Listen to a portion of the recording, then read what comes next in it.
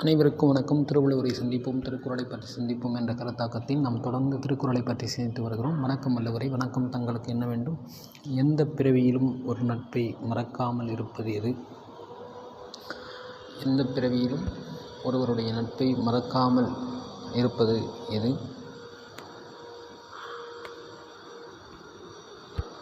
ஏழ்மை ஏழ்பிறப்பும் உள்ளுவர் தங்கட்கண் முழுமை துடைத்தவர் நட்பு துன்பத்தில் உதவியனுடைய நட்பை எந்த பிறவியிலும், அதாவது 7 பிறவி எடுத்தாலும் அதை மறக்காமல் இருப்பது நல்லது என்று குறிப்பிடுகிறார்.